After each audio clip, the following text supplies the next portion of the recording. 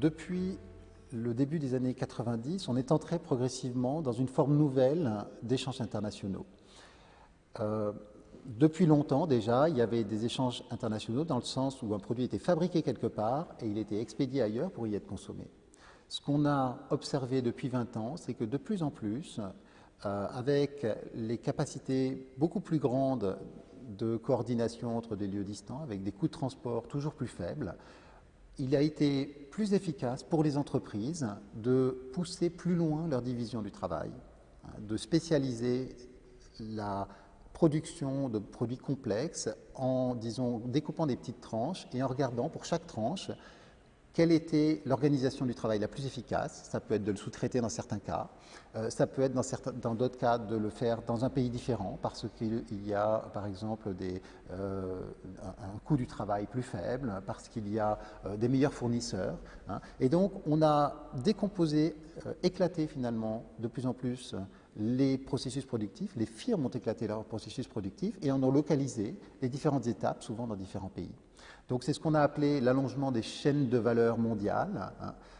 par lequel on a vraiment non plus seulement un commerce de biens, mais ce que de plus en plus on appelle en économie un commerce de tâches, dans le sens où c'est un produit, on lui opère une transformation et puis on l'envoie ailleurs pour que la phase ultérieure de transformation soit opérée. Donc c'est une évolution vraiment importante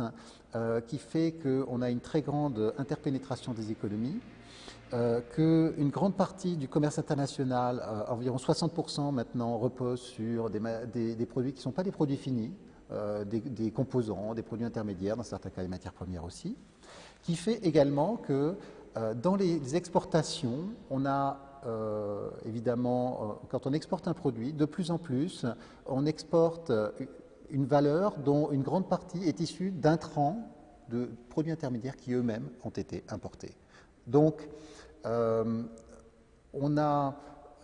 de plus en plus aussi évidemment des difficultés pour vraiment bien tenir le compte des exportations parce qu'on compte le même flux plusieurs fois, d'où la tendance maintenant à essayer de développer des mesures qui regardent la valeur ajoutée dans le commerce et pas seulement la valeur de la production, parce qu'on a ces chaînes très complexes de production qui sont éclatées dans le monde entier. Dans le même temps, une autre caractéristique de la situation actuelle, c'est que, étant donné cette grande interpénétration des économies, on a besoin aussi d'avancer, disons, de fournir un cadre institutionnel un peu plus stable, un peu plus prédictible. Et ça, c'est le rôle qui est actuellement joué par l'Organisation mondiale du commerce et, dans certains cas, aussi par les accords commerciaux régionaux.